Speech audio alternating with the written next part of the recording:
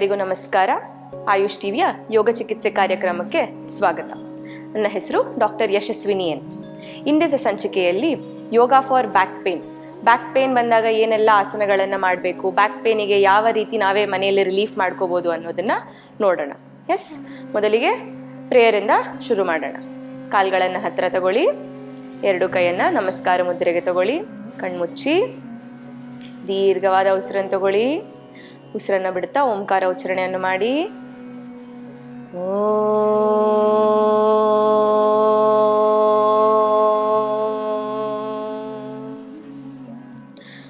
ಯೋಗೇನ ಚಿತ್ತಸ್ಯ ಪದೇನ ವಾಚಾ ಮಲಂ ಶರೀರಸ್ಯ ಚ ವೈದ್ಯಕೇನ ಯೋಪಾಕರೋತ್ತಂ ಪ್ರವರಂ ಮುನೀನಾ ಪತಂಜಲಿಂ ಪ್ರಾಂಜಲಿರಾನತೋಸ್ಮಿ. ಓಂ ಶಾಂತಿ ಶಾಂತಿ ಶಾಂತಿ. ನಿಧಾನವಾಗಿ ಎರಡು ಕೈಯನ್ನು ಉಜ್ಜಿ, ಶಾಖ ಬಂದ ನಂತರ ಕಣ್ಣಿನ ಮೇಲೆ ಇಟ್ಕೊಳ್ಳಿ. ನಿಧಾನವಾಗಿ ಕೈಗಳನ್ನು ಕೆಳಗೆ ಬಿಡಿ, ಕಣ್ಣನ್ನು ಓಪನ್ ಮಾಡಿ. ಈಗ ಮೊದಲನೇ ಅಭ್ಯಾಸ ಶೀತಲೀಕರಣ ವ್ಯಾಯಾಮ.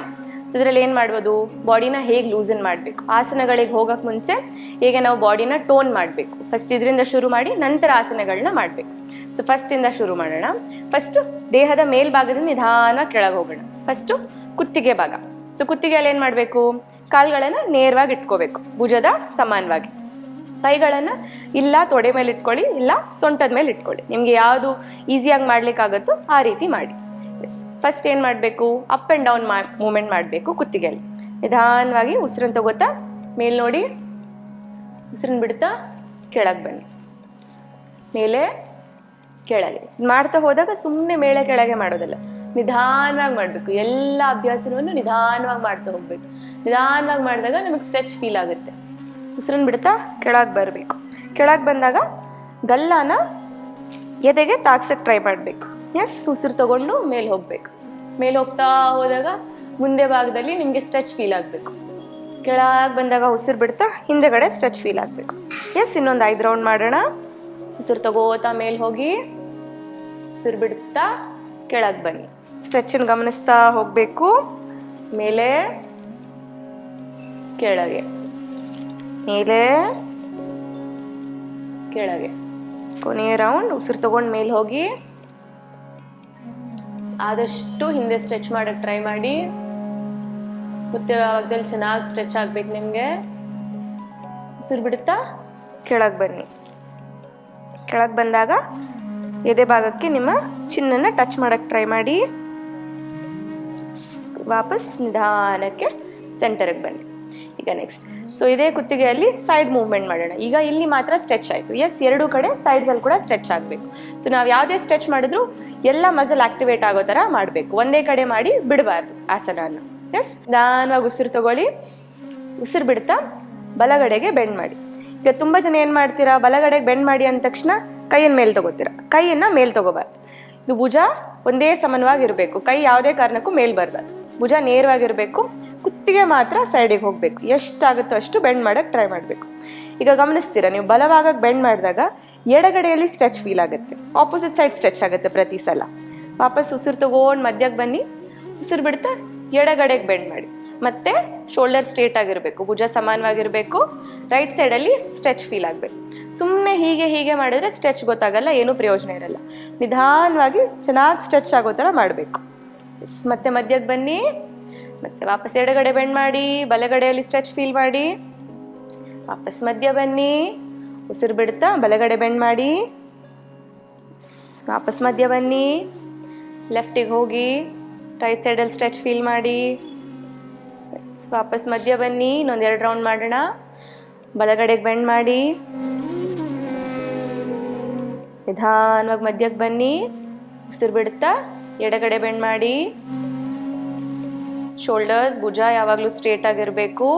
ಭುಜ ಮೇಲ್ ಬರಬಾರ್ದು, ಗಮನ ಇರಲಿ. ಮತ್ತೆ ಮಧ್ಯಕ್ಕೆ ಬನ್ನಿ.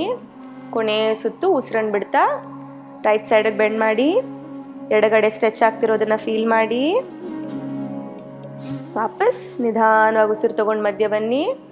ಉಸಿರು ಬಿಡ್ತಾ ಎಡಗಡೆಗೆ ಹೋಗಿ ಬಲಗಡೆ ಸ್ಟ್ರೆಚನ್ನು ಫೀಲ್ ಮಾಡಿ. ನಿಧಾನವಾಗಿ ಮತ್ತೆ ಮಧ್ಯಕ್ಕೆ ಬನ್ನಿ, ಕಣ್ಣನ್ನು ತೆಗೀರಿ. ಎಸ್, ಎರಡೂ ಕಡೆ ಸ್ಟ್ರೆಚ್ ಫೀಲ್ ಆಗಿದ್ದು ಗೊತ್ತಾಯ್ತು ನಿಮಗೆ. ನೆಕ್ಸ್ಟ್ ಏನು ಮಾಡೋಣ, ಒಂದೇ ಸಲ ಎಲ್ಲ ಮಸಲ್ಸ್ನ ಕುತ್ತಿಗೆ ಹತ್ರ ಆಕ್ಟಿವೇಟ್ ಮಾಡೋಕ್ಕೆ ಟ್ರೈ ಮಾಡೋಣ. ಹೇಗೆ ಮಾಡೋದು, ಕತ್ತಿನ ಚಲನೆಯನ್ನು ಮಾಡಬೇಕು. ಏನು ಮಾಡೋಣ, ನಿಧಾನವಾಗಿ ನಮ್ಮ ಚಿನ್ನೇನಿದೆ, ಗಲ್ಲ ಏನಿದೆ ಅದನ್ನು ಎದೆಗೆ ತಾಗಿಸಿ. ನಿಧಾನವಾಗಿ ಬಲಗಡೆಗೆ ಬನ್ನಿ, ಮೇಲ್ ಬನ್ನಿ, ಎಡಗಡೆ ಮತ್ತೆ ಮಧ್ಯಕ್ಕೆ ಬನ್ನಿ.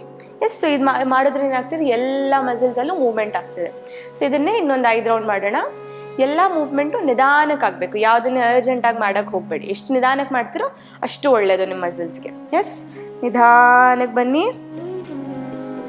ಮೇಲೆ ಲೆಫ್ಟ್, ಕೆಳಗೆ ಕಂಟಿನ್ಯೂ ಮಾಡ್ತಾ ಹೋಗಿ. ನೀವೀಗಲೇ ಪ್ರಾಕ್ಟೀಸ್ ಮಾಡ್ತಾನೆ ಗಮನಿಸ್ಬೋದು, ಕುತ್ತಿಗೆ ಹತ್ರ ಎಲ್ಲ ಫ್ರೀ ಆಗ್ತಿದೆ ಅಂತ ಅನ್ಸುತ್ತೆ, ಯಾವುದೇ ಸೆಳೆತ ಇರೋದಿಲ್ಲ. ಏನು ನೋವಿರುತ್ತೆ ನಿಧಾನವಾಗಿ ಕಡಿಮೆ ಆಗ್ತಾ ಹೋಗುತ್ತೆ. ಈಗ ಇದೇ ಪ್ರಾಕ್ಟೀಸ್ನ ಆಪೋಸಿಟ್ ಸೈಡಲ್ಲೂ ಸಹ ಮಾಡೋಣ.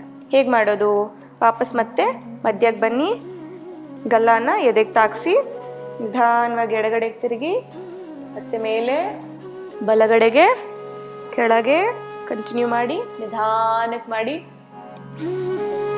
ಎಲ್ಲ ಮಸಲ್ ಸ್ಟ್ರೆಚ್ ಆಗೋ ರೀತಿಯಲ್ಲಿ ಮಾಡಬೇಕು. ಎಷ್ಟು ನಿಧಾನಕ್ಕೆ ಮಾಡ್ತೀರೋ ಅಷ್ಟು ಒಳ್ಳೆಯದು. ಕಂಪ್ಲೀಟ್ ಸ್ಟ್ರೆಚ್ ಫೀಲ್ ಆಗೋ ಥರ ಮಾಡಿ. ಕೊನೆ ಸುತ್ತು,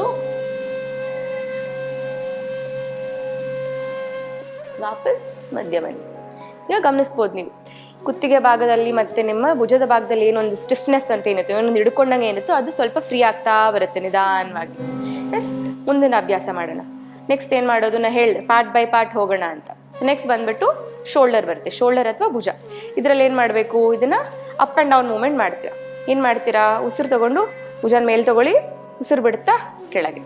ಎಸ್, ಉಸಿರು ತಗೊಂಡು ಮೇಲೆ ಬನ್ನಿ, ಉಸಿರು ಬಿಡುತ್ತಾ ಮತ್ತೆ ಕೆಳಗೆ ಬನ್ನಿ. ಎಸ್, ಇದನ್ನ ನಿಧಾನಕ್ಕೆ ಮಾಡ್ತಾ ಹೋದರೆ ಶೋಲ್ಡರ್ ಮಸಲ್ ಸಹ ಫ್ರೀ ಆಗುತ್ತೆ. ಉಸಿರು ತಗೊಂಡ ಮೇಲೆ ಉಸಿರು ಬಿಡುತ್ತಾ ಕೆಳಗೆ, ಉಸಿರು ತಗೊಳ್ಳಿ, ಉಸಿರು ಬಿಡಿ, ಉಸಿರು ತಗೊಂಡು ಮೇಲೆ ಬನ್ನಿ, ಉಸಿರು ಬಿಡುತ್ತಾ ಕೆಳಗೆ ಬನ್ನಿ. ಇದು ಮಾಡಬೇಕಾದ್ರೆ ಎದೆಯಲ್ಲೂ ಸ್ವಲ್ಪ ಮೂವ್ಮೆಂಟ್ ಆಗಬೇಕು, ಬರೀ ಮೇಲೆ ಕೆಳಗೆ ಅಲ್ಲ. ಸೊ ಸ್ವಲ್ಪ ಎದೆನೂ ಓಪನ್ ಮಾಡಬೇಕಾಗುತ್ತೆ. ಉಸಿರು ತಗೊಂಡು ಮೇಲೆ ಬರ್ತಾ ಎದೆ ಓಪನ್ ಮಾಡಿ, ಉಸಿರು ಬಿಡುತ್ತಾ ಕೆಳಗೆ, ಉಸಿರು ತಗೊಂಡು ಮೇಲೆ ಬನ್ನಿ, ಉಸಿರು ಬಿಡುತ್ತಾ ಕೆಳಗೆ ಬನ್ನಿ. ಇನ್ನೊಂದು 5 ರೌಂಡ್ ಮಾಡೋಣ. ಉಸಿರು ತಗೊಂಡು ಮೇಲೆ ಬನ್ನಿ, ಉಸಿರು ಬಿಡುತ್ತಾ ಕೆಳಗೆ, ಉಸಿರು ತಗೊಂಡು ಮೇಲೆ ಬನ್ನಿ, ಉಸಿರು ಬಿಡುತ್ತಾ ಕೆಳಗೆ, ಉಸಿರು ತಗೊಂಡು ಮೇಲೆ ಕೆಳಗೆ, ಮೇಲೆ ಕೆಳಗೆ. ಎಸ್, ಸೊ ಈಗ ಶೋಲ್ಡರ್ ಮೂವ್ಮೆಂಟ್ಸ್ ಆಯಿತು. ನೆಕ್ಸ್ಟ್ ಬಂದ್ಬಿಟ್ಟು ಸೊಂಟಕ್ಕೆ ಮೂವ್ಮೆಂಟ್ ಮಾಡೋಣ. ಇದರಲ್ಲಿ ಏನು ಮಾಡಬೇಕು, ನಿಧಾನವಾಗಿ ಎರಡೂ ಕಾಲುಗಳನ್ನು ನಿಮ್ಮ ಕೈಲಿ ಎಷ್ಟಾಗುತ್ತೋ ಅಷ್ಟು ಚಾಚಿ, ಎರಡೂ ಕೈಗಳನ್ನು ಮೇಲೆ ತಗೋತೀರ. ಯಾವ ಲೆವೆಲಿಗೆ, ನಿಮ್ಮ ಭುಜದ ಲೆವೆಲಿಗೆ ಕೈಯನ್ನು ತಗೋತೀರ. ಕೈ ತೊಗೊಂಡು ಏನು ಮಾಡ್ತೀರಾ, ಉಸಿರನ್ನು ಬಿಡ್ತಾ ನಿಧಾನವಾಗಿ ಮುಂದೆ ಬಾಗಬೇಕು. ಮುಂದೆ ಬಾಗಿ ಏನು ಮಾಡ್ತೀರಾ, ನಿಮ್ಮ ಬಲಗೈಯನ್ನು ಎಡಗಾಲಿಗೆ ತಾಗ್ಸಕ್ಕೆ ಟ್ರೈ ಮಾಡಬೇಕು.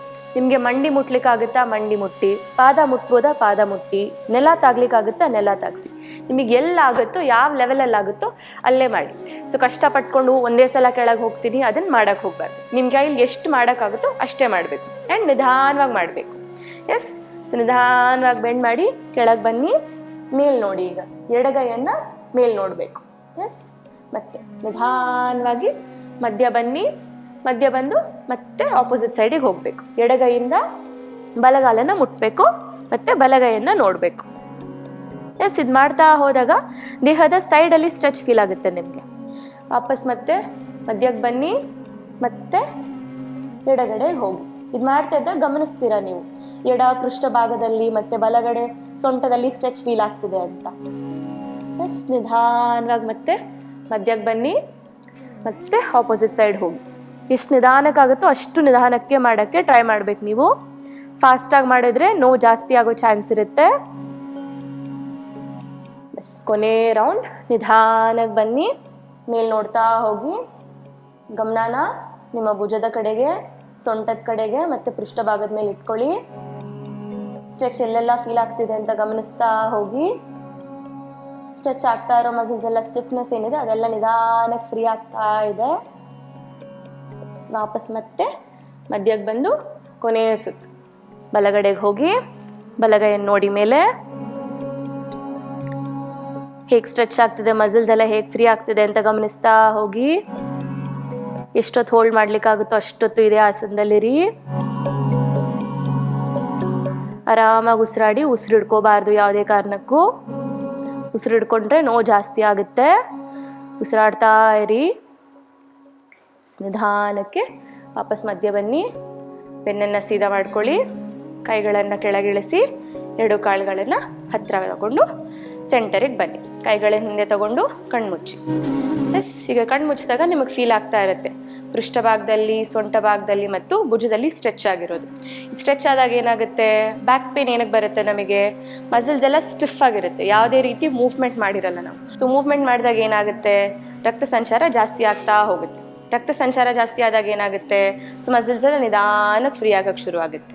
ಎಸ್, ಸೊ ಈಗ ನೆಕ್ಸ್ಟ್ ಪ್ರಾಕ್ಟೀಸ್ ಮಾಡೋಣ. ನೆಕ್ಸ್ಟ್ ಏನು ಮಾಡೋಣ, ನಿಧಾನವಾಗಿ ಎರಡೂ ಕಾಲನ್ನು ನೇರವಾಗಿ ಇಟ್ಕೊಳ್ಳಿ. ಎರಡೂ ಕೈಗಳನ್ನು ಮುಂದೆ ತಗೊಂಡು ಏನು ಮಾಡ್ತೀರಾ, ಎಲ್ಬೋಸಲ್ಲಿ ಫೋಲ್ಡ್ ಮಾಡ್ತೀರಾ. ಫೋಲ್ಡ್ ಮಾಡಿಬಿಟ್ಟು ಏನು ಮಾಡ್ತೀರಾ, ಉಸಿರನ್ನು ಬಿಡ್ತಾ ಬಲಗೈಯನ್ನು ಬಲಗಡೆಗೆ ತಿರುಗಿಸ್ತೀರಾ. ದೇಹವನ್ನು ಬಲಗಡೆಗೆ ತಿರುಗಿಸಿ ಹಿಂದೆ ನೋಡಬೇಕು. ಸೊ ಎಷ್ಟು ಸ್ಟ್ರೆಚ್ ಮಾಡೋಕ್ಕಾಗುತ್ತೋ ಅಷ್ಟೇ ಸ್ಟ್ರೆಚ್ ಮಾಡಿ. ಕೈಗಳು ಭುಜದ ನೇರವಾಗೇ ಇರಬೇಕು. ಎಸ್, ಮತ್ತು ನಿಧಾನವಾಗಿ ಉಸಿರು ತಗೊಂಡು ವಾಪಸ್ ಮಧ್ಯಕ್ಕೆ ಬನ್ನಿ. ಉಸಿರು ಬಿಡ್ತಾ ಎಡಗೈಯನ್ನು ಎಡಗಡೆಗೆ ಚಾಚಿ ನಿಧಾನವಾಗಿ ಎಡಗಡೆ ತಿರುಗಿ. ಎಷ್ಟು ಹಿಂದೆ ತಿರುಗ್ಲಿಕ್ಕಾಗುತ್ತೋ ಅಷ್ಟು ತಿರುಗಿ. ತುಂಬ ಒತ್ತಡ ತಗೊಂಡು ಮಾಡಬೇಡಿ, ನಿಧಾನವಾಗಿ ಆರಾಮಾಗಿ ಮಾಡಿ. ಮತ್ತೆ ಉಸಿರು ತಗೋತಾ ಮಧ್ಯಕ್ಕೆ ಬನ್ನಿ.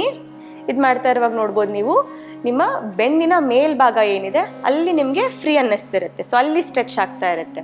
ಎಸ್, ಇದೇ ಪ್ರಾಕ್ಟೀಸ್ನ ಇನ್ನೊಂದು 5 ರೌಂಡ್ ಕಂಟಿನ್ಯೂ ಮಾಡೋಣ. ನಿಧಾನವಾಗಿ ಉಸಿರು ಬಿಡ್ತಾ ಸ್ಟ್ರೆಚ್ ಮಾಡಿ. ಎಸ್, ಉಸಿರು ತಗೊಂಡು ವಾಪಸ್ ಮಧ್ಯ ಬನ್ನಿ. ನಿಧಾನವಾಗಿ ಲೆಫ್ಟ್ ಸೈಡಿಗೆ ಹೋಗಿ.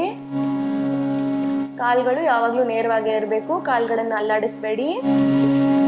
ಉಸಿರು ತಗೊಂಡು ವಾಪಸ್ ಮಧ್ಯ ಬನ್ನಿ. ಬಲಗಡೆಗೆ ತಿರ್ಕೊಳ್ಳಿ. ಕಂಪ್ಲೀಟ್ ಸ್ಟ್ರೆಚ್ ಮಾಡಿ. ನೋಡ್ತೀರಾ ನೀವು, ಸೊಂಟ ಭಾಗ ಕೂಡ ನಿಮಗೆ ಸ್ಟ್ರೆಚ್ ಆಗ್ತಾ ಇದೆ ಅನ್ನೋದು. ನಿಧಾನವಾಗಿ ವಾಪಸ್ ಮಧ್ಯ ಬನ್ನಿ.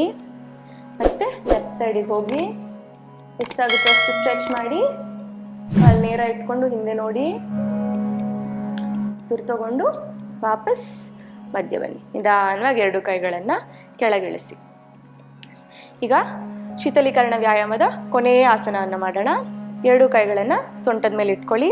ಮತ್ತೆ ಕಾಲುಗಳು ಭುಜದ ನೇರವಾಗೇ ಇರಬೇಕು. ಇಲ್ಲಿಂದ ಏನು ಮಾಡ್ತೀರಾ, ನಿಧಾನವಾಗಿ ಉಸಿರು ತಗೊಂಡು ಸೊಂಟನ ಸುತ್ತಬೇಕು. ಕಂಪ್ಲೀಟ್ ರೊಟೇಷನ್ ಆಗಬೇಕು ಸೊಂಟದ್ದು. ಎಸ್, ಸೊ ನಿಧಾನಕ್ಕೆ ಸುಮ್ಮನೆ ಇಷ್ಟೇ ಮಾಡಿದರೆ ಆಗೋದಿಲ್ಲ. ಸೊ ಪೂರ್ತಿಯಾಗಿ ಮುಂದೆ ಬರಬೇಕು ಸೊಂಟ. ಮತ್ತೆ ಬಲಗಡೆಗೆ ಬರಬೇಕು, ಹಿಂದೆ ಹೋಗಬೇಕು, ಎಡಗಡೆಗೆ ಬರಬೇಕು, ಮತ್ತೆ ಮುಂದೆ ಬರಬೇಕು. ಎಸ್, ಕಂಪ್ಲೀಟ್ ಕಂಟಿನ್ಯೂಸ್ ಆಗಿ ರೊಟೇಷನ್ ಆಗ್ತಾ ಹೋಗಬೇಕು. ಇನ್ನೊಂದು 5 ಸುತ್ತು ಮಾಡೋಣ. ಕಂಟಿನ್ಯೂ ಮಾಡಿ. ಮಾಡಬೇಕಾದ್ರೆ ಗಮನಿಸ್ತೀರ ನೀವು, ತೊಡೆ ಭಾಗದಲ್ಲೂ ಸ್ವಲ್ಪ ಸ್ಟ್ರೈನ್ ಫೀಲ್ ಆಗುತ್ತೆ, ಸೊಂಟದಲ್ಲೂ ಫೀಲ್ ಆಗುತ್ತೆ, ಪೃಷ್ಠಭಾಗದಲ್ಲೂ ಫೀಲ್ ಆಗುತ್ತೆ. ಸೊ ಇದರ ಅರ್ಥ ಏನು, ಸೊಂಟದಿಂದ ಮಂಡಿವರೆಗೂ ಎಲ್ಲ ಮಸಲ್ಸಲ್ಲೂ ನಿಮಗೆ ಆಕ್ಟಿವೇಟ್ ಆಗ್ತಾ ಇದೆ, ಎಲ್ಲ ಮಸಲ್ಸ್ ಮೂಮೆಂಟ್ಸು ಆಗ್ತಾ ಇದೆ. Yes, last round. ಈಗ ಇದೇ ಪ್ರಾಕ್ಟೀಸ್ನ ಆಪೋಸಿಟ್ ಡೈರೆಕ್ಷನಲ್ಲಿ ಮಾಡೋಣ. ನಾವು ಯಾವುದೇ ಆಸನ ಮಾಡಿದ್ರು ಎರಡೂ ಕಡೆ ಮಾಡಬೇಕು, ಆಗಲೇ ಸಮತೋಲನ ಇರುತ್ತೆ ಬಾಡಿಯಲ್ಲಿ. ಎಸ್, ನಿಧಾನವಾಗಿ ಮತ್ತೆ ಲೆಫ್ಟ್ ಸೈಡ್ ಹೋಗಿ, ಹಿಂದೆ ಬಲಭಾಗಕ್ಕೆ ಬಂದು ಮುಂದೆ ಬನ್ನಿ. ಎಸ್, ಎಲ್ಲ ಕಡೆಗೂ ತಿರುಗಿಸ್ಬೇಕು. ಎಷ್ಟು ತಿರುಗಿಸ್ಲಿಕ್ಕಾಗ್ತದೆ ಸೊಂಟನ ಅಷ್ಟು ತಿರುಗಿಸ್ಬೇಕು. ಆ್ಯಂಡ್ ನಿಧಾನಕ್ಕೆ ಮಾಡಬೇಕು ಮೂವ್ಮೆಂಟ್ನ. ಫಾಸ್ಟ್ ಮೂವ್ಮೆಂಟ್ ಮಾಡಬಾರ್ದು ಯಾವುದೇ ಕಾರಣಕ್ಕೂ. ಕೊನೆ ಸುತ್ತು. ವಾಪಸ್ ಮಧ್ಯಕ್ಕೆ ಬಂದು ನಿಲ್ಸೋಣ. ಈಗ ಶೀತಲೀಕರಣ ವ್ಯಾಯಾಮ ಮುಗಿದಿದೆ. ನೆಕ್ಸ್ಟ್ ಭಾಗ ಏನಿರುತ್ತೆ, ಸ್ಟ್ಯಾಂಡಿಂಗ್ ಆಸನಸ್. ಈಗ ನಿಂತ್ಕೊಂಡು ಮಾಡೋ ಆಸನಗಳು ಯಾವ್ಯಾವಿವೆ ಅಂತ ನೋಡೋಣ. ಮೊದಲನೇದಾಗಿ ತಾಡಾಸನ. ನೀವು ಕೇಳ್ಬೋದು, ಈಗ ನಿಂತಿದ್ದೀವಲ್ವಾ ಇದು ತಾಡಾಸನನೇ. ಸೊ ಈ ತಾಡಾಸನಗೆ ಈಗ ಮುಂದೆ ಮಾಡೋ ತಾಡಾಸನಗೆ ಏನು ವ್ಯತ್ಯಾಸ, ಇದನ್ನು ವಿಶ್ರಾಂತಿ ಸ್ಥಿತಿ ಅಂತ ಕರಿತೀವಿ. ಕೈಗಳೆರಡು ಹಿಂದೆ ಇರುತ್ತೆ, ದೇಹ ವಿಶ್ರಾಂತವಾಗಿರುತ್ತೆ, ಏನೂ ಆ್ಯಕ್ಟಿವಿಟಿ ಮಾಡಲ್ಲ. ನೀವು ಎಷ್ಟು ಫ್ರೀಯಾಗಿ ನಿಂತ್ಕೋಬೋದು ಅಷ್ಟು ಫ್ರೀಯಾಗಿ ನಿಂತ್ಕೋತೀರ ಕಣ್ಣನ್ನು ಮುಚ್ಕೊಂಡು. ನೆಕ್ಸ್ಟ್ ಏನಿರುತ್ತೆ, ಇದು ಆಸನ ಬರುತ್ತೆ, ತಾಡಾಸನ. ಇದರಲ್ಲಿ ಏನು ಮಾಡ್ತೀವಿ, ಎರಡೂ ಕಾಲನ್ನು ಹತ್ತಿರ ತಗೋತೀವಿ. ಎಸ್, ಹತ್ರ ತಗೊಂಡು, ಹತ್ರನೇ ತೀರಾ ಹತ್ರ ತಗೋಬಾರ್ದು, ಎರಡು ಕಾಲನ್ನು ಜೋಡಿಸ್ಬಾರ್ದು. ಜೋಡಿಸಿದ್ರೆ ಬ್ಯಾಲೆನ್ಸ್ ಸಿಗಲ್ಲ. ಕರೆಕ್ಟಾಗಿ ಭುಜದ ಸಮಾನವಾಗಿ ಇರಬೇಕು. ಕೆಲವರು ಏನು ಮಾಡ್ತಾರೆ, ತುಂಬ ಅಗಲ ಮಾಡ್ತಾರೆ. ಅಗಲ ಮಾಡಿದ್ರು ಬ್ಯಾಲೆನ್ಸ್ ಸಿಗಲ್ಲ, ತುಂಬ ಹತ್ರ ತಗೊಂಡ್ರು ಬ್ಯಾಲೆನ್ಸ್ ಸಿಗಲ್ಲ. ಸೊ ಯಾವಾಗಲೂ ದೇಹ ಏನಿರುತ್ತೆ, ಕಾಲುಗಳು ಕರೆಕ್ಟಾಗಿ ಭುಜದ ಲೆವೆಲ್ಗೇನೆ ಇರಬೇಕು. ಎಸ್, ಇಲ್ಲಿಂದ ಏನು ಮಾಡಬೇಕು, ಎರಡೂ ಕೈಗಳನ್ನು ಜೋಡಿಸ್ಬೇಕು. ಬೆರಳುಗಳನ್ನು ಇಂಟರ್ಲಾಕ್ ಮಾಡಿ, ಸೊ ನಿಧಾನವಾಗಿ ಏನು ಮಾಡಬೇಕು, ಉಸಿರು ತಗೊಂಡು ಕೈಗಳನ್ನು ಮೇಲೆತ್ತಬೇಕು. ಕೈಗಳನ್ನು ಮೇಲೆತ್ತಿದ ಮೇಲೆ ಏನು ಮಾಡಬೇಕು, ನಿಧಾನವಾಗಿ ಕಾಲು ಬೆರಳ ಮೇಲೆ ನಿಂತ್ಕೋಬೇಕು. ಉಸಿರು ಬಿಡ್ತಾ ಕೆಳಗೆ ಬರ್ತಾ ಕೈಗಳನ್ನು ಕೆಳಗೆ ತೊಗೊಂಬರ್ಬೇಕು. ಏನು ಮಾಡ್ತೀವಿ, ಕಂಟಿನ್ಯೂಸ್ ಮೂವ್ಮೆಂಟ್ ಆಗಬೇಕು. ಉಸಿರು ತಗೊಂಡೆ ಸಮವಾಗಿ ಕೈಗಳು ಮೇಲೆ ಹೋಗಬೇಕು, ಅದೇ ಸಮಯಕ್ಕೆ ಕಾಲುಗಳು ಮೇಲೆ ಬರಬೇಕು, ಎರಡೂ ಒಟ್ಟಿಗೆ ಆಗಬೇಕು. ಎಸ್, ಸೊ ಉಸಿರು ತಗೊಂಡು ಕೈಗಳನ್ನು ಮೇಲೆ ತಗೊಳ್ಳಿ, ಅದೇ ರೀತಿ ಕಾಲ ಮೇಲೆ ನಿಂತ್ಕೊಳ್ಳಿ. ಎಸ್, ಉಸಿರು ಬಿಡ್ತಾ ನಿಧಾನವಾಗಿ ಕೆಳಗೆ ಬನ್ನಿ. ಎಸ್, ಉಸಿರು ತಗೊಂಡು ಕಾಲ ಮೇಲೆ ನಿಂತ್ಕೊಳ್ಳಿ, ಕೈ ಮೇಲೆತ್ತಿ ನಿಧಾನವಾಗಿ ಉಸಿರು ಬಿಡ್ತಾ ಕೆಳಗೆ ಬನ್ನಿ. ಈಗ ಕೆಲವರಿಗೆ ಬ್ಯಾಲೆನ್ಸ್ ಮಾಡ್ಲಿಕ್ಕೆ ಆಗೋದಿಲ್ಲ, ಮ್ಯಾಮ್ ಎಷ್ಟು ನಿಧಾನಕ್ಕೆ ಮಾಡಿದ್ರು ನಿಂತ್ಕೊಳ್ಳೋಕ್ಕಾಗ್ತಿಲ್ಲ, ಬ್ಯಾಲೆನ್ಸ್ ತಪ್ಪಿದೆ, ಜಾರ್ತೀವಿ ಅಂತ ಅನಿಸುತ್ತೆ. ಆ ಸಮಯದಲ್ಲಿ ಏನು ಮಾಡಬೇಕು, ಎಷ್ಟು ಕಾಲು ಎತ್ತಿದ್ರೆ ನಿಮಗೆ ಬ್ಯಾಲೆನ್ಸ್ ಮಾಡೋಕ್ಕಾಗುತ್ತೋ ಅಷ್ಟೇ ಎತ್ತಿ. ತೀರಾ ಪೂರ್ತಿ ಎತ್ತಿ ಹೀಗೆ ನಿಂತ್ಕೋಬೇಕು ಅಂತಲೇ ಏನಿಲ್ಲ. ಇಷ್ಟರಲ್ಲಿ ಮಾಡೋಕ್ಕಾಗತ್ತಾ, ಇಷ್ಟರಲ್ಲೇ ಮಾಡಿ. ಪೂರ್ತಿ ಕಾಲು ಎತ್ತಕ್ಕಾಗತ್ತಾ, ಪೂರ್ತಿ ಕಾಲೆತ್ತಿ. ನಿಧಾನವಾಗಿ ನಿಮ್ಮ ಕೈಲಿ ಎಷ್ಟಾಗುತ್ತೋ ಅಷ್ಟೇ ಮಾಡಬೇಕು. ಎಸ್, ಕೈಗಳನ್ನು ಮಾತ್ರ ಕಂಪ್ಲೀಟಾಗಿ ಮೇಲೆ ಚಾಚಬೇಕು. ನಿಧಾನವಾಗಿ ಮೇಲೆ ಬನ್ನಿ. Very good. ಹೋಲ್ಡ್ ಮಾಡಿ, ಬ್ಯಾಲೆನ್ಸ್ ಮಾಡೋಕ್ಕೆ ಟ್ರೈ ಮಾಡಿ. ಎಷ್ಟೊತ್ತಾಗುತ್ತೋ ಅಷ್ಟೊತ್ತು ನಿಂತ್ಕೊಳ್ಳಿ. ಯಾವುದಾದ್ರೂ ಒಂದು ಪಾಯಿಂಟ್ ಮೇಲೆ ಮುಂದೆ ಒಂದು ಪಾಯಿಂಟ್ ಗಮನಿಸಿ, ಅದೇ ಪಾಯಿಂಟನ್ನು ನೋಡ್ತಾ ಇರಿ, ಅತ್ತ ಇತ್ತ ನೋಡಬೇಡಿ. ಎಸ್, ಅದೇ ಪಾಯಿಂಟ್ ಮೇಲೆ ಫೋಕಸ್ ಮಾಡಿ. ಉಸಿರು ತಗೋತಾ ಇರಿ. Very good. ಇನ್ನೊಂದು 5 ಕೌಂಟ್ ಹೋಲ್ಡ್ ಮಾಡಿ. 1 2 3 4 5. ನಿಧಾನವಾಗಿ ಕಾಲನ್ನು ಕೆಳಗಿಳಿಸಿ, ಕೈಯನ್ನು ಕೆಳಗಿಳಿಸಿ, ಕೈಗಳನ್ನು ಹಿಂದೆ ತಗೊಂಡು ಶಿಥಿಲ ತಾಡಾಸನಕ್ಕೆ ಬನ್ನಿ. ಎಸ್, ನಾವು ರಿಲ್ಯಾಕ್ಸ್ ಮಾಡಬೇಕಾದ್ರೆ ಏನು ಮಾಡ್ತೀವಿ, ಇದನ್ನು ಶಿಥಿಲ ತಾಡಾಸನ ಅಂತ ಕರಿತೀವಿ. ಕಣ್ಣನ್ನು ಮುಚ್ಚಿ ಗಮನಿಸ್ತಾ ಹೋಗಿ ಎಲ್ಲೆಲ್ಲ ಸ್ಟ್ರೆಚ್ ಫೀಲ್ ಆಗ್ತದೆ ನಿಮಗೆ ಅಂತ. ಎಸ್, ಕುತ್ತಿಗೆಯಿಂದ ಹಿಡಿದು ಕಾಲ್ವರೆಗೂ ನಿಮ್ಗೆ ಎಲ್ಲ ಭಾಗ ಸ್ಟ್ರೆಚ್ ಆಗಿರುತ್ತೆ. ಮೇಜರ್ ಆಗಿ ನಿಮಗೆ ಮೀನ್ಕಂಡಗಳಲ್ಲಿ ಸ್ಟ್ರೆಚ್ ಫೀಲ್ ಆಗಿರುತ್ತೆ. ಎಸ್, ಮೇಲೆ ನಿಂತ್ಕೋಬೇಕಾದ್ರೆ, ಕೆಳಗೆ ಬರಬೇಕಾದ್ರೆ ಮೀನ್ಕಂಡಗಳು, ತೊಡೆ, ಸೊಂಟ ಇದೆಲ್ಲ ಚೆನ್ನಾಗಿ ಸ್ಟ್ರೆಚ್ ಆಗಿರುತ್ತೆ. ಸ್ಟ್ರೆಚ್ ಆದಾಗ ಏನಾಗುತ್ತೆ, ಮಸಲ್ಸಲ್ಲಿ ಆಕ್ಟಿವೇಶನ್ ಆಗುತ್ತೆ. ಆಕ್ಟಿವೇಟ್ ಆದಾಗ ಏನಾಗುತ್ತೆ, ಸ್ಟಿಫ್ನೆಸ್ ಇರೋದು ಕಡಿಮೆ ಆಗುತ್ತೆ. ಸ್ಟಿಫ್ನೆಸ್ ಕಡಿಮೆ ಆಗ್ತಾ ಹೋದಾಗ ನಿಮಗೆ ನೋವು ಏನಿದೆ ಕ್ರಮೇಣವಾಗಿ ಕಡಿಮೆ ಆಗ್ತಾ ಇರುತ್ತೆ. ಒಂದೇ ದಿನದಲ್ಲಿ ಮೇಡಮ್ ನಾನು 10 ಸಲ ಮಾಡಿದೆ ಕಡಿಮೆ ಆಗಲಿಲ್ಲ ಅಂದರೆ ಆಗೋದಿಲ್ಲ. ಕ್ರಮೇಣವಾಗಿ ಕಡಿಮೆ ಆಗ್ತಾ ಹೋಗುತ್ತೆ. ಯಾಕಂದರೆ ನಿಮಗೆ ನೋವು ಕೂಡ ತುಂಬ ಕಾಲದಿಂದ ಇರುತ್ತೆ, ನಿಧಾನವಾಗಿ ನೋವು ಜಾಸ್ತಿ ಆಗ್ತಾ ಹೋಗಿರುತ್ತೆ ಅಲ್ವಾ. ಸೊ ಅದೇ ರೀತಿ ನೋವು ಕಡಿಮೆ ಆಗಬೇಕಂದ್ರೆ ನಿಧಾನವಾಗಿ ಕಡಿಮೆ ಆಗುತ್ತೆ, ಒಂದು ದಿನದಲ್ಲಿ ಕಡಿಮೆ ಆಗೋದಿಲ್ಲ. ಎಸ್, ಸೊ ಇದು ಮುಗೀತು. ಫಸ್ಟ್ ಪ್ರಾಕ್ಟೀಸ್ ಮುಗೀತು, ನಿಂತ್ಕೊಂಡು ಮಾಡೋದು ತಾಡಾಸನ. ಈಗ ಎರಡನೇ ಆಸನ ಮಾಡೋಣ. ಏನದು, ಅರ್ಧಕಟಿ ಚಕ್ರಾಸನ. ಸೊ ಅರ್ಧ ಅಂದರೆ ಏನು, ಹಾಫ್. ಸೊ ಅರ್ಧದಲ್ಲಿ ಏನು ಮಾಡ್ತೀರಾ, ಅರ್ಧ ಮಾತ್ರ ಬೆಂಡ್ ಮಾಡ್ತೀರಾ. ಎಸ್, ಸೊ ನಿಧಾನವಾಗಿ ಕಾಲುಗಳನ್ನು ಭುಜದ ಸಮಾನವಾಗಿ ಇಟ್ಕೊಳ್ಳಿ. ನಿಧಾನವಾಗಿ ಉಸಿರು ತಗೊಂಡು ಬಲಗೈಯನ್ನು ಭುಜದ ನೇರವಾಗಿ ತೊಗೊಂಡು ಬನ್ನಿ. ಇಲ್ಲಿ ಬಂದ ನಂತರ ನಿಧಾನವಾಗಿ ಹಸ್ತ ಆಕಾಶವನ್ನು ನೋಡಬೇಕು. ಉಸಿರು ತಗೊಂಡು ಮತ್ತೆ ಕೈಯನ್ನು ಮೇಲೆ ತೊಗೊಂಡು ಬನ್ನಿ. ನಿಮ್ಮ ಕೈಗಳು ಕಿವಿಯನ್ನು ತಾಗಬೇಕು. ಇಲ್ಲಿಂದ ಏನು ಮಾಡ್ತೀರಾ, ಆದಷ್ಟು ಕೈನ ಮೇಲೆ ಚಾಚಲಿಕ್ಕೆ ಟ್ರೈ ಮಾಡಿ. ಎಷ್ಟು ಸ್ಟ್ರೆಚ್ ಮಾಡೋಕ್ಕಾಗುತ್ತೋ ಅಷ್ಟು ಸ್ಟ್ರೆಚ್ ಮಾಡಿ. ಸ್ಟ್ರೆಚ್ ಮಾಡಿದ ನಂತರ ಏನು ಮಾಡಬೇಕು, ಉಸಿರು ಬಿಡ್ತಾ ನಿಧಾನವಾಗಿ ಎಡಗಡೆಗೆ ಬಾಗಬೇಕು. ಗಮನಿಸಿ, ಇಲ್ಲಿ ನನ್ನ ಎಡಗೈ ಫ್ರೀ ಆಗಿದೆ, ತೊಡೆಯನ್ನು ಟಚ್ ಮಾಡಬಾರ್ದು. ಎಡಗೈ ಫ್ರೀಯಾಗಿ ಸೈಡಲ್ಲಿರಬೇಕು. ಎಷ್ಟಾಗುತ್ತೋ ಅಷ್ಟು ಸೈಡಿಗೆ ಚಾಚಲಿಕ್ಕೆ ಟ್ರೈ ಮಾಡಿ ಬಾಡಿನ. ಎಸ್, ನಿಧಾನವಾಗಿ ಇಲ್ಲಿಂದ ಉಸಿರು ತೊಗೊಂಡು ವಾಪಸ್ ಮಧ್ಯಕ್ಕೆ ಬನ್ನಿ. ವಾಪಸ್ ಮಧ್ಯ ಬಂದ ನಂತರ ಮತ್ತೆ ಕೈಯನ್ನು ಮೇಲೆತ್ತಿ ಮೇಲ್ ಚಾಚಿ ನಿಧಾನವಾಗಿ ಉಸಿರು ಬಿಡ್ತಾ ಕೆಳಗೆ ಬನ್ನಿ. ಭುಜದ ನೇರ ಬಂದಾಗ ಹಸ್ತ ನೆಲದ ಕಡೆಗೆ ತಿರುಗಲಿ. ನಿಧಾನವಾಗಿ ಕೈಯನ್ನು ಬಿಡಿ. ಎಸ್, ಇದೇ ಪ್ರಾಕ್ಟೀಸ್ ಎಡಗಡೆಯಲ್ಲೂ ಮಾಡೋಣ. ನಿಧಾನವಾಗಿ ಉಸಿರು ತಗೋತಾ ಬನ್ನಿ. ಭುಜದ ಸಮಾನವಾಗಿ ತಗೊಬನ್ನಿ ಕೈಯನ್ನು. ಹಸ್ತ ಆಕಾಶದ ಕಡೆಗೆ. ಉಸಿರು ತಗೊಂಡು ಮೇಲ್ ಬನ್ನಿ. ಮೇಲ್ ಬಂದು ಚೆನ್ನಾಗಿ ಸ್ಟ್ರೆಚ್ ಮಾಡಿ. ಸ್ಟ್ರೆಚ್ ಮಾಡಿದಾಗ ನಿಮಗೆ ಗೊತ್ತಾಗುತ್ತೆ ಎಡಗಡೆಯಲ್ಲಿ ಪೂರ್ತಿ ಎಲ್ಲ ಮಸಲ್ ಸ್ಟ್ರೆಚ್ ಆಗ್ತದೆ ಅನ್ನೋದು. ಎಸ್, ಉಸಿರು ಬಿಡ್ತಾ ನಿಧಾನವಾಗಿ ಬಲಗಡೆಗೆ ಬೆಂಡ್ ಮಾಡಿ. ಬಲಗಡೆ ಬೆಂಡ್ ಮಾಡಿದಾಗ ಏನಾಗಬೇಕು, ಎಡಗಡೆ ಇದೇನು ಮಸಲ್ಸ್ ಇದೆ ಇದೆಲ್ಲ ಸ್ಟ್ರೆಚ್ ಆಗೋದು ಫೀಲ್ ಮಾಡಬೇಕು. ನೀವು ಸುಮ್ಮನೆ ಈ ರೀತಿ ಮಾಡಿದ್ರೆ ಸ್ಟ್ರೆಚ್ ಆಗಲ್ಲ, ನಿಮಗೆ ಕಂಪ್ಲೀಟ್ ಸ್ಟ್ರೆಚ್ ಆಗಬೇಕು. ಎಷ್ಟು ಬೆಂಡ್ ಮಾಡಲಿಕ್ಕಾಗುತ್ತೋ ಅಷ್ಟು ಬೆಂಡ್ ಮಾಡಬೇಕು. ನೀವು ಕೈಯನ್ನು ಫ್ರೀ ಆಗಿರಬೇಕು. ಕೈಯನ್ನು ಸೊಂಟದ ಮೇಲೆ ಅಥವಾ ದೇಹಕ್ಕೆ ತಾಗಿಸಿದ್ರೆ ಸ್ಟ್ರೆಚ್ ಗೊತ್ತಾಗೋದಿಲ್ಲ ನಿಮಗೆ. ಕೈ ಫ್ರೀಯಾಗಿ ಇಟ್ಕೊಂಡು ಕಂಪ್ಲೀಟಾಗಿ ಸೈಡಿಗೆ ಬೆಂಡ್ ಮಾಡಬೇಕು. ಮತ್ತೆ ನಿಧಾನವಾಗಿ ಉಸಿರು ತಗೊಂಡು ಮಧ್ಯಕ್ಕೆ ಬನ್ನಿ. ಮಧ್ಯಕ್ಕೆ ಬಂದ ನಂತರ ಮತ್ತೆ ಕೈಯನ್ನು ಮೇಲೆ ಚಾಚಬೇಕು. ಮೇಲೆ ಚಾಚಿ ಉಸಿರನ್ನು ಬಿಡ್ತಾ ನಿಧಾನವಾಗಿ ಭುಜದ ಸಮಾನಕ್ಕೆ ಬನ್ನಿ.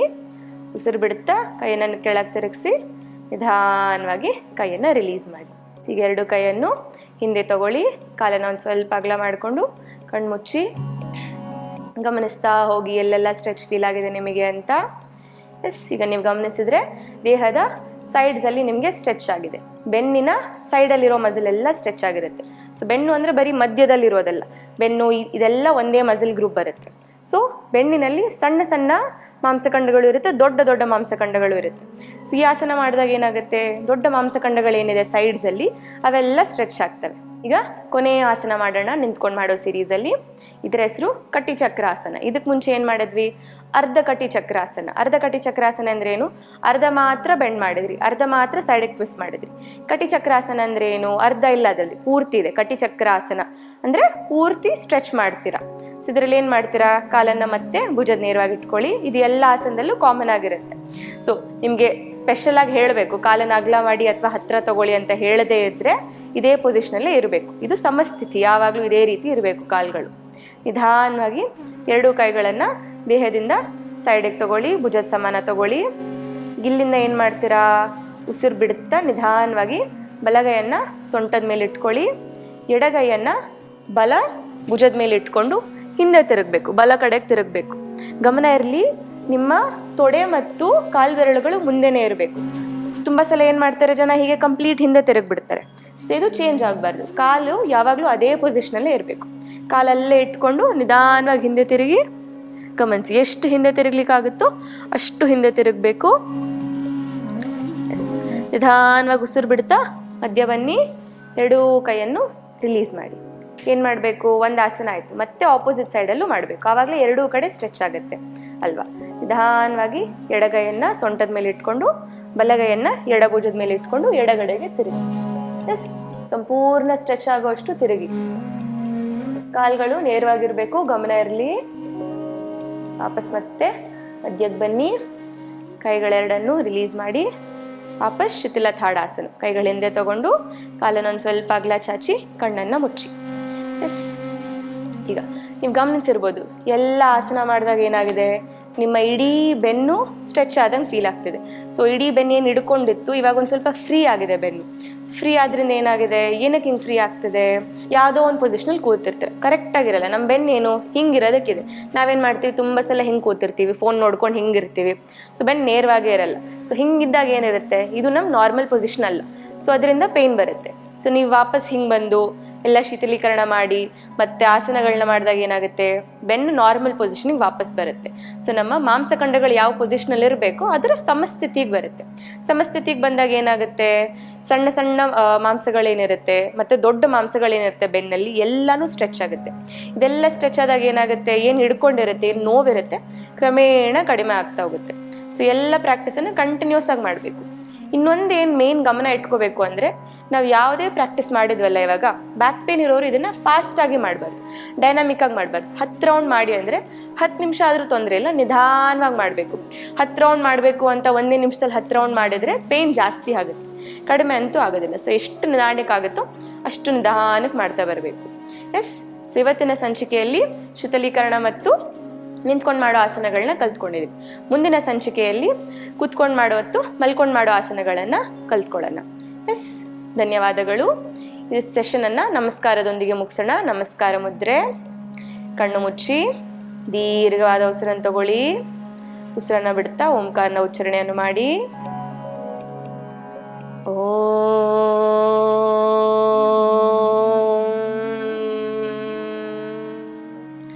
ಸರ್ವೇ ಭವಂತು ಸುಖಿನಃ, ಸರ್ವೇ ಸಂತು ನಿರಾಮಯ, ಸರ್ವೇ ಭದ್ರಾಣಿ ಪಶ್ಯಂತು, ಮಾ ಕಶ್ಚಿತ್ ದುಃಖಭಾಗ್ ಭವೇತ್.